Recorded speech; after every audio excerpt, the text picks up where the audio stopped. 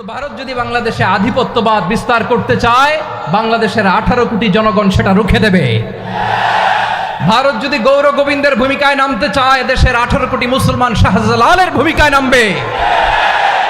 বন্ধুত্ব is welcome, দাদাগিরি নয়। ঐক্যের কোনো বিকল্প নাই। গত 50 বছর তো দেখেছি এই ডিসইউনিটি, অনৈক্য, বিভেদ, বিচ্ছিন্নতা আমাদেরকে কোথায় নিয়ে গিয়েছে। এই যে দেখেন, কিছুদিন আগে আমাদের বর্তমান নেতা ডক্টর ইউনূস, উনি সব রাজনৈতিক নেতৃবৃন্দদেরকে ডেকেছেন একটা ইস্যুকে কেন্দ্র করে। তার মানে গোটা বাংলাদেশ এক হয়ে গিয়েছে। আমরা সবাই উদ্বেলিত হয়েছি, উচ্ছ্বসিত হয়েছি, ঠিক কিনা বলেন? রাজনৈতিক নেতাদেরকে ডেকেছেন উনি, আমরা এক হয়েছি। এরপরে ধর্মীয় অঙ্গনের যে লিডাররা, বিভিন্ন ধর্মের, শুধু মুসলিম না, সবাইকে ডেকেছেন, আমরা ঐক্যবদ্ধ হয়েছি। এটাকে বলে ন্যাশনাল ইউনিটি, জাতীয় ঐক্য। যে কোনো ধরনের কনস্পাইরেসি, ষড়যন্ত্র, আধিপত্যবাদ মোকাবেলায় জাতীয় ঐক্যের চেয়ে মোক্ষম হাতিয়ার আর নাই। আমাদের একটা প্রতিবেশী দেশ আছে, আমরা আমাদের দেশ নিয়ে যত ভাবি, তারা তার চেয়ে বেশি ভাবে। কথা বুঝতেছেন না? আরো ভেঙে বলতে হবে। হ্যাঁ, আমরা আমাদের দেশ নিয়ে যত উদ্বিগ্ন, এদের আরো টেনশন বেশি। বলেন, আমাদের দেশে শান্তি আছে না নাই? আমরা হিন্দু মুসলিমে কখনো দাঙ্গা লাগে? আসতে বলেন, কেন লাগে?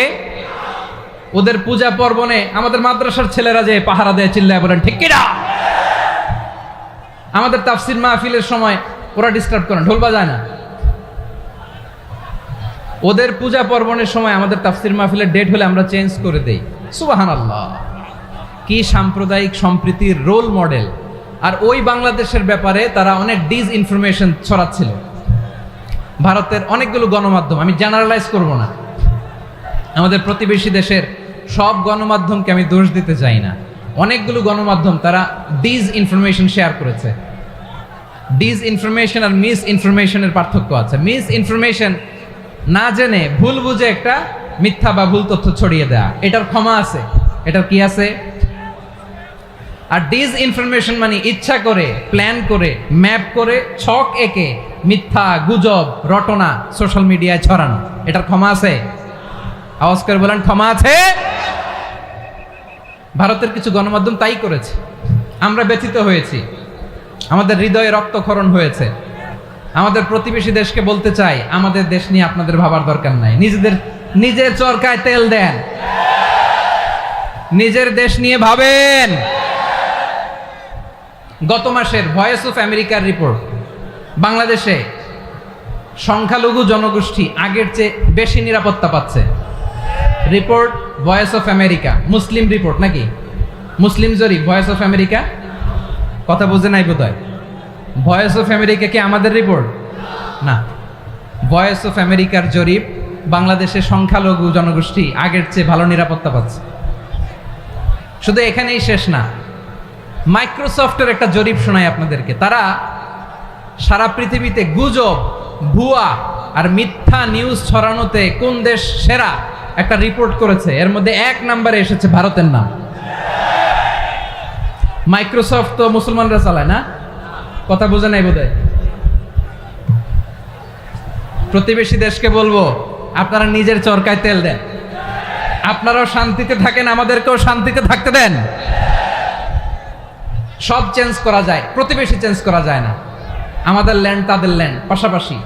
আমরা চাই তারাও সুখে থাক, আমরাও সুখে থাকি, ঠিক কিনা? কিন্তু প্রতিবেশী হলে বন্ধুত্বপূর্ণ আচরণ করতে হয়। প্রতিবেশী যদি বন্ধু না হয়ে প্রভু হতে চায়, এরকম দানব প্রতিবেশী কেউ চায় না। ভারত যদি বন্ধুত্ব উপহার দেয়, আমরাও বন্ধুত্ব দিব। কি বলেন? তারা যদি বন্ধু সুলভ আচরণ করে, আমরাও বন্ধুত্ব উপহার দেব। কারণ আমাদের পররাষ্ট্র নীতি হচ্ছে সবার সাথে বন্ধুত্ব, কারোর সাথে বৈরিতা নয়। আলহামদুলিল্লাহ বলেন, কত চমৎকার পলিসি আমাদের। আমরা নির্বিবাদী, আমরা বাংলাদেশিরা শান্তিকামী। We are proud of that. এজন্য আমরা গর্ববোধ করি। আমাদের পররাষ্ট্র নীতি সবার সাথে বন্ধুত্ব, কারোর সাথে শত্রুতা নয়। তাই প্রতিবেশী দেশকে বলবো, আমার ভাইয়েরা, আপনারাও আমাদের ভাই, বন্ধুত্ব দিলে বন্ধুত্ব পাবেন। বন্ধুত্ব ইজ ওয়েলকাম, দাদাগিরি নয়। বন্ধুত্ব ওয়েলকাম, দাদাগিরি নয়, লাউড এন্ড ক্লিয়ার। ভারত যদি বন্ধুত্ব দেখায় বন্ধুত্ব পাবে, কিন্তু ভারত যদি বাংলাদেশে আধিপত্যবাদ বিস্তার করতে চায়, বাংলাদেশের 18 কোটি জনগণ সেটা রুখে দেবে। ভারত যদি গৌর গোবিন্দের ভূমিকায় নামতে চায়, দেশের 18 কোটি মুসলমান শাহজালালের ভূমিকায় নামবে। প্রিয় ভাইয়েরা, আমরা বন্ধুত্বে বিশ্বাসী, শত্রুতায় নই, ঠিক কিনা বলেন?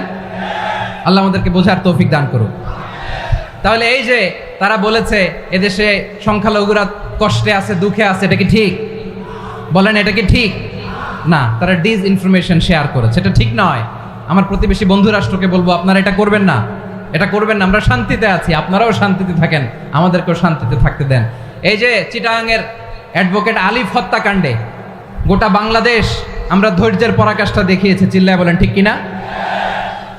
আমাদের নেতা আমাদেরকে ডেকেছে, আমরা শান্ত থেকেছি। আমরা শান্ত থাকতে চাই, আমরা ঐক্যবদ্ধ থাকতে চাই। যে কোনো ষড়যন্ত্র রুখে দেওয়ার জন্য ঐক্যবদ্ধ প্রচেষ্টার কোনো বিকল্প নাই। এবার আওয়াজ করে পেকুয়ার ভাইয়েরা বলেন, আমরা ঐক্যবদ্ধ জীবনযাপন করতে চাই কি চাই না? আল্লাহ তাআলা সে নির্দেশনাই দিচ্ছেন। আল্লাহ তাআলা ইরশাদ করছেন, ওয়া'তাসিমু বিহাবিলিল্লাহি জামিআন ওয়া লা তাফাররাকু ওয়াযকুরু নি'মাতাল্লাহি আলাইকুম إذ كنتم أعداء فألف بين قلوبكم فأصبحتم بنعمته إخوانا وكنتم على حفرة من النار فأنقذكم منها كذلك يبين الله لكم آياته لعلكم تهتدون الله أكبر পড়েন। আল্লাহ বললেন, ও গোলামেরা শোনো, ওয়াতাসিমু বিহাবিলিল্লাহি জামিআ, ও আমার গোলামেরা সবাই মিলে আল্লাহর রশিকে আঁকড়ে ধরো। আল্লাহর রশি হলো ইসলাম, আল্লাহর রশি হলো কোরআন। আল্লাহ বললেন, কোরআনকে আঁকড়ে ধরো, ইসলামকে আঁকড়ে ধরো। একা একা আঁকড়ে ধরলে চলবে না, জামিআ সবাই মিলে আঁকড়ে ধরো। এই আদেশটা আমাদের জন্য দান করেছেন কে? আল্লাহ তাআলার নির্দেশ, ওয়াতাসিমু বিহাবলিল্লাহি জামিআ, সবাই মিলে আল্লাহর রশিকে আঁকড়ে ধরো। হাবলুল্লাহ মানে আল্লাহর রশি। হাবলুল্লাহ মানে কি? রশি। এই হাবলুল্লাহ আল্লাহর রশি বা আল্লাহর রজ্জু দ্বারা উদ্দেশ্য হচ্ছে ইসলাম। আল্লাহর রশি দ্বারা উদ্দেশ্য কি? তাফসিরে অনেক ব্যাখ্যা এসেছে। এরকম পরিস্থিতিতে তাফসিরের সূক্ষ্ম সূক্ষ্ম বিষয়গুলো আমরা শোনাতে চাই, কিন্তু পরিবেশ হয়ে ওঠে না। আল্লাহর রজ্জু বা আল্লাহর রশি দ্বারা উদ্দেশ্য হচ্ছে ইসলাম। আল্লাহর রজ্জু বা আল্লাহর রশি দ্বারা উদ্দেশ্য হচ্ছে কোরআন, কারণ কোরআন আমাদেরকে ঐক্যবদ্ধ করে, ইসলাম আমাদেরকে ঐক্যবদ্ধ করে। চিল্লায় বলেন ঠিক কিনা? এজন্য আল্লাহ বললেন, তোমরা আমার রশিকে আঁকড়ে ধরো, বিচ্ছিন্ন হয়ে না। আমার দেয়া নেয়ামতগুলো স্মরণ করো। যখন তোমরা ছিলে শত্রু, তোমাদের মধ্যে হৃদয়ে আমি আল্লাহ ভালোবাসা ঢেলে দিলাম, ফলে তোমরা সবাই ভাই ভাই হয়ে গেলে। তোমরা সবাই ছিলে জাহান্নামের কিনারায়, জ্বলন্ত অগ্নিকাণ্ডের পাশে। আমি আল্লাহ দয়া করে ঈমানের বদৌলতে তোমাদেরকে আগুন থেকে ফেরালাম। আমি আল্লাহ দয়া করে তোমাদেরকে জান্নাতের পথ দেখিয়ে দিলাম। সুবহানাল্লাহ পড়েন। এমন পথ দেখালাম যেই পথ তোমাদেরকে জান্নাতে নিয়ে যাবে, পথের দিশা তোমরা পাবে। লাআল্লাকুম তাহতাদুন। প্রিয় ভাইরা, তাহলে আমাদের যে ঐক্যবদ্ধ থাকতে হবে, এই নির্দেশটা কার? নাকি মন মতো আমি বানায় বলতেছি? আওয়াজ করে বলুন, নির্দেশটা কার? আল্লাহ। তাহলে আমাদেরকে ঐক্যবদ্ধ জীবন যাপন করতে হবে। প্রিয় ভাইরা, ইসলাম আমাদেরকে ঐক্যবদ্ধ করে। ইসলাম আমাদেরকে কি করে?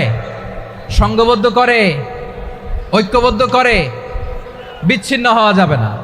বিরোধ, বিচ্ছিন্নতা, মতানৈক্য, এগুলো আমাদেরকে ধ্বংস করে, আমাদেরকে দুর্বল করে। আর আমাদের ঐক্যবদ্ধ প্রচেষ্টা আমাদেরকে বিজয়ের দিকে এক ধাপ এগিয়ে নেয়। চিল্লায় বলেন ঠিক কিনা? এজন্য আল্লাহ বললেন, ওয়াতাসিমু বিহাবলিল্লাহি জামিআ, তোমরা আল্লাহর রশিকে আঁকড়ে ধরো, তোমরা ঐক্যবদ্ধ জীবন যাপন করো, তোমরা বিচ্ছিন্ন হয়েও না। বিচ্ছিন্ন হইলে লস, ঐক্যবদ্ধ হলে সেখানে কল্যাণ আছে না নাই?